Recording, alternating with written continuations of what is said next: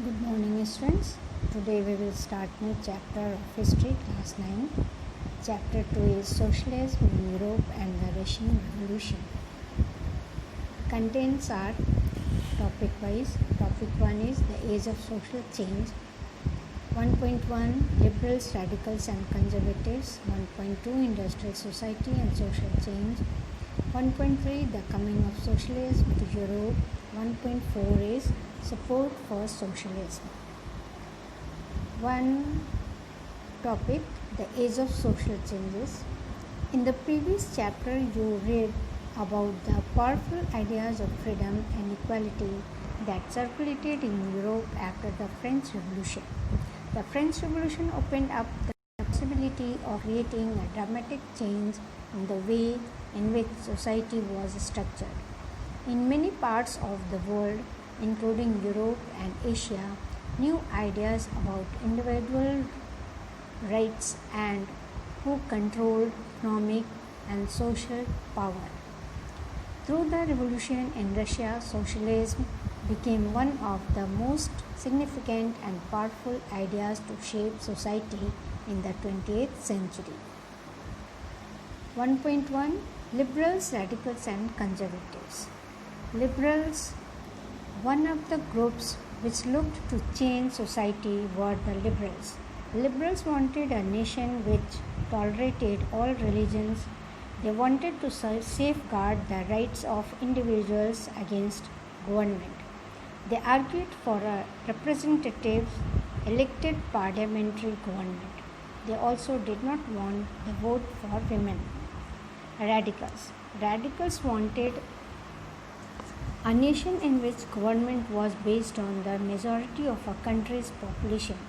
Many supported women's suffragettes movements. They opposed the privileges of great landowners and wealthy factory owners. Conservatives were opposed to radicals and liberals. They accepted that some change was inevitable but believed that the past had to be respected and change had to be brought about through a slow process.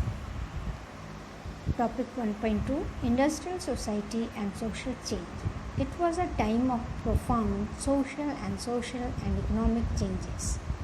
It was a time when new cities came up and new industrial regions developed. Railway expanded and industrial revolution occurred. Industrialization brought men, women and children to factories. Working hours were too long and wages were very less.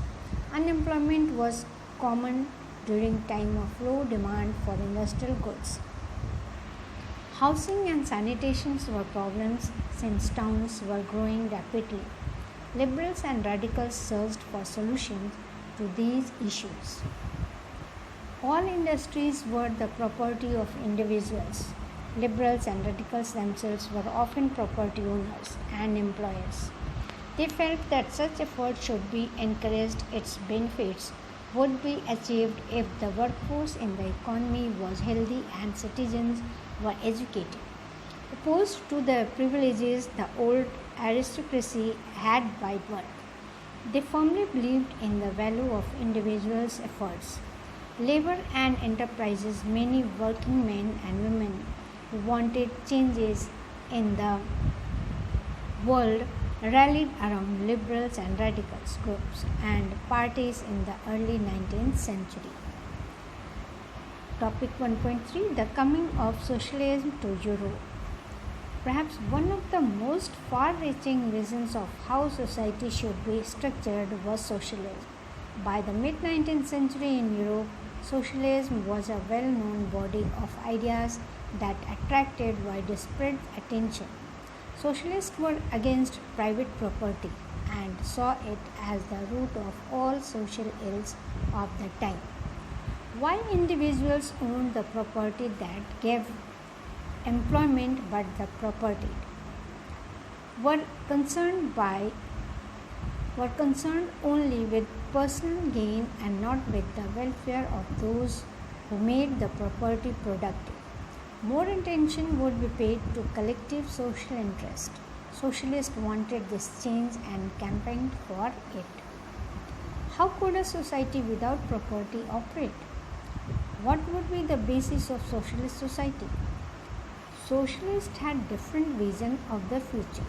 Some believed in the idea of cooperative, such as Robert Owen, a leading English manufacturer, sought to build a cooperative community called a New Harmony in Indiana, USA. In France, Louis Blanc wanted the government to encourage cooperatives and replace capitalist enterprises. These cooperatives were to be associations of people who produced goods together and divide the profit according to the work done by members. Karl Marx and Friedrich Engels. They added other ideas to this body of arguments. Marx argued that industrial society was capitalist. Capitalists owned the capital invested in factories, and the profit of capitalists was produced by workers. The conditions of workers could not improve as long as this profit was accumulated by private capitalists. Workers had to overthrow capitalism and the rule of private property.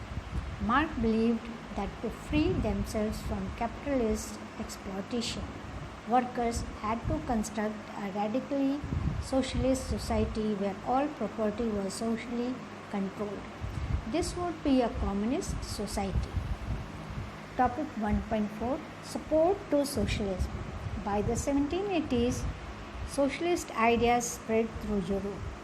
To coordinate their efforts, socialists formed an international body, namely the Second International. Workers in England and Germany began forming associations to fight for better living and working conditions. They set up funds to help members in times of distress and demanded a reduction of workers' working hours and the right to vote. In Germany, these associations worked closely with the Social Democratic Party, Labour Party in England, and Socialist Party in France. However, till 1914, socialists never succeeded in forming a government in Europe, but government continued to be run by conservatives, liberals, and radicals. Thank you.